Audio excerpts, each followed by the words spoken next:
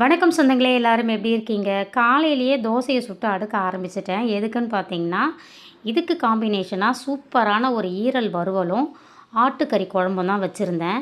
கொஞ்சம் நெறையவே குழம்பு வச்சுருந்தேன். எப்பவுமே கொஞ்சம் வறுவல், கொஞ்சம் குழம்பு பண்ணுவேன். ஈரல் வறுத்ததால எல்லாத்தையும் போட்டு குழம்பே வச்சுட்டேன். குட்டி குட்டியா கட் பண்ணி போட்டு, குழம்பு வைக்கும்போது நல்லா உப்பு காரம்லாம் ஊறி சூப்பரா இருக்கும் குழம்பு. அந்த தோசையில அந்த மட்டன் குழம்ப ஊத்தி அப்படியே ஊற வச்சு சாப்பிட்டோன்னு வச்சுக்கோங்களேன், டேஸ்ட் அப்படி அள்ளும். அதுக்கப்புறம் அன்னைக்கு தான் நம்ம மாப்பிள்ளை வீடு போய் பார்த்துட்டு, அதுக்கப்புறம் அப்படியே பெண் பார்க்கும் படலத்துக்கு பூஜா குட்டிக்கு புடவ எடுக்கலான்னு போனோம். பூஜா குட்டி மைண்டில் ஒரு கலரை செட் பண்ணிவிட்டு போயிட்டாங்க.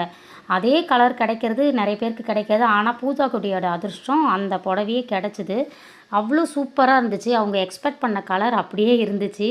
நாங்களும் கூட சேர்ந்து நிறைய, அதாவது கடைங்களுக்கெல்லாம் போனால் நம்ம துணி எடுக்கிறோமோ இல்லையோ, கலர் கலராக அந்த புடவைங்கள வேடிக்கை பார்க்குறது எனக்கு ரொம்ப ரொம்ப ரொம்ப பிடிக்கும்.